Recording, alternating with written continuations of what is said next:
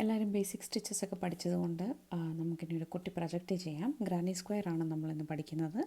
ഇതുപോലത്തെ പല type granny squares ഉണ്ടെങ്കിൽ നമ്മളത് ഈ കാണുന്ന ഗ്രാനി സ്ക്വയർ ആണ് ചെയ്യാൻ പോകുന്നത്. ഇത് മൾട്ടി കളറാണ്. നമ്മൾ പക്ഷേ ഇന്ന് ചെയ്യാൻ പോകുന്നത് സിംഗിൾ കളർ ബേസിക് ഒരു ഗ്രാനി സ്ക്വയർ ആണ്. ഇതുപോലെ ഏകദേശം വരയ്ക്കും. ഞാനിവിടെ യൂസ് ചെയ്യുന്നത് ഒരു കോട്ടൻ്റെ V3 ആണ്. 3.5 mm മൂക്കുമാണ്. നിങ്ങൾക്ക് ഏത് വേണമെങ്കിലും യൂസ് ചെയ്യാം. ആദ്യം തന്നെ 6 ചെയിൻസ് ഇട്ടിട്ട് ഫസ്റ്റ് ചെയിനിലേക്ക് സ്ലിപ്പ് സ്റ്റിച്ച് ചെയ്ത് ഒരു റിങ് ഫോം ചെയ്തെടുക്കുക. എന്നിട്ട് 3 ചെയിൻസ് ചെയ്യുക. നമ്മൾ 3 ക്ലസ്റ്റേഴ്സ് 3 ഡബിൾ ക്രോഷ്യയുടെ 4 ക്ലസ്റ്റേഴ്സാണ് ഉണ്ടാക്കുന്നത്. അതായത് ക്ലസ്റ്റേഴ്സ് എന്ന് പറഞ്ഞാൽ ഗ്രൂപ്പ്സ്. അപ്പോൾ ഫസ്റ്റ് 3 ചെയിൻസ് 2 ഡബിൾ ക്രോഷ്യ ഇട്ട് കഴിയുമ്പം 3 ഡബിൾ ക്രോഷ്യയുടെ ഒരു ക്ലസ്റ്റർ. അതായത് റിങ് ഉണ്ടാക്കി 3 ഡബിൾ ക്രോഷ്യ, പിന്നെ 2 ചെയിൻ ചെയ്യുക കോർണറിന് വേണ്ടി. എഗെയിൻ 3 ഡബിൾ ക്രോഷ്യ, 2 ചെയിൻ, അങ്ങനെ മൊത്തം 4 ക്ലസ്റ്റേഴ്സും അതിൻ്റെ ഇടയ്ക്ക് 2 ചെയിൻ സ്പേസും. ഇപ്പോൾ 2 ചെയിൻ സ്പേസ് ഇട്ടിട്ട് ഞാൻ അടുത്ത ക്ലസ്റ്റർ ഫോം ചെയ്യുകയാണ്.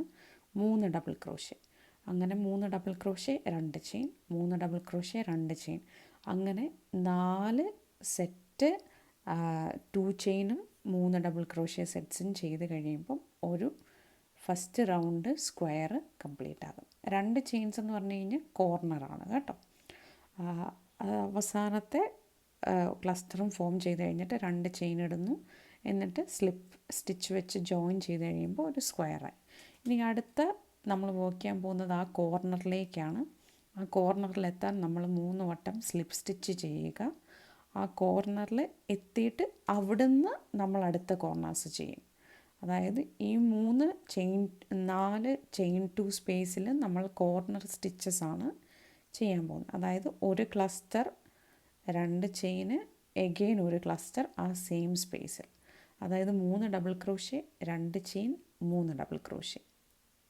ഓക്കെ, അങ്ങനെ 4 കോർണേഴ്സും ഈ സെക്കൻഡ് റൗണ്ടിൽ നമ്മൾ ചെയ്തെടുക്കും. അതായത് നമ്മുടെ സെക്കൻഡ് റൗണ്ടിൽ എന്ന് പറയുമ്പോൾ 1 2 3 ഇപ്പോൾ ചെയ്യുന്നതുമായിട്ട് നമ്മൾ സ്ലിപ്പ് സ്റ്റിച്ച് വെച്ച് ജോയിൻ ചെയ്ത് കഴിയുമ്പോൾ അതേ സെക്കൻഡ് റൗണ്ട് കംപ്ലീറ്റ് ആയി.